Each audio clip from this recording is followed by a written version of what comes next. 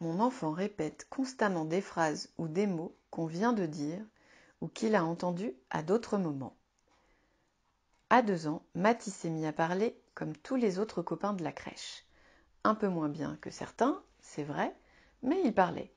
Le problème, c'est que rapidement, il a commencé à répéter tout ce qu'on venait de lui dire. Puis, il s'est mis aussi à répéter les dialogues de ses dessins animés préférés. Très vite, les dames de la crèche ont dit à ses parents que c'était quand même un peu bizarre. Mathis savait parler, mais il utilisait les mots ou les phrases pour répéter ce qu'il entendait, au lieu d'essayer de communiquer avec les adultes qui s'occupaient de lui et les autres enfants avec qui il était. Tous les enfants ne se développent pas de la même façon. Pourtant, certains comportements ne sont pas du tout dans le développement ordinaire des enfants. D'ailleurs, ils ont un caractère parfois bizarre, comme le comportement de Mathis, de répéter ce qu'on lui dit ou les dialogues de ses dessins animés préférés. Mathis a 3 ans maintenant. Il parle un peu moins bien que les petits copains de la crèche, mais il parle. Il peut dire plusieurs mots, faire des phrases, même si on ne le comprend pas encore toujours très bien.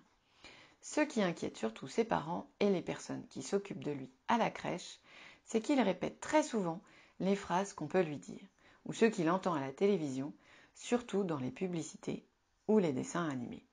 Il les répète un peu tout le temps, à n'importe quel moment de la journée, quand il est seul ou parfois quand il est avec les autres, et il ne nous regarde pas forcément. Les adultes n'ont pas l'impression qu'il parle à quelqu'un à ce moment-là, et on ne comprend pas pourquoi il fait ça. Tout le monde trouve ce comportement un peu bizarre et les parents de Mathis finissent par se demander si c'est normal. Vers 12 mois, un enfant commence à dire des petits mots. Puis, vers 18 mois, il peut dire 2 mots ensemble pour faire des petites phrases.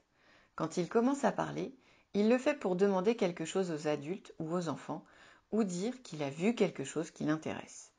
Parfois, il peut parler tout seul quand il joue, pour faire des commentaires sur le jeu par exemple. Mais en général, ce qu'il dit tout seul a toujours un rapport avec ce qu'il fait ou ce qu'il imagine.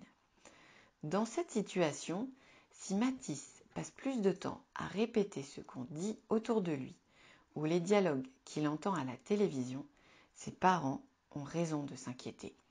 Ils doivent prendre rendez-vous avec le pédiatre ou le médecin traitant qui connaît Mathis et suit son développement. En effet, il y a une différence entre parler et communiquer. Même si Mathis sait parler, on voit bien qu'il n'utilise pas vraiment son langage pour communiquer avec son entourage. S'il a un doute sur le comportement et la communication de Mathis, le médecin demandera l'avis de l'orthophoniste en prescrivant un bilan orthophonique de la communication et du langage oral. L'orthophoniste pourra observer les comportements de Mathis lors de la communication dans des situations de jeu. Il cherchera aussi à observer comment Mathis interagit avec ses parents, qui lui sont familiers, mais aussi avec lui, qui est une personne nouvelle. Tout ce travail d'évaluation s'appelle le bilan orthophonique. C'est une étape importante pour savoir si Mathis a besoin d'aide et quelle aide on peut lui proposer. C'est aussi très important pour aider les parents de Mathis à communiquer plus facilement avec lui.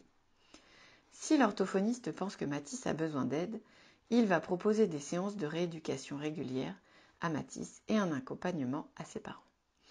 Si l'orthophoniste pense que c'est nécessaire, il pourra proposer aux parents de Mathis de faire des examens complémentaires avec des équipes spécialisées.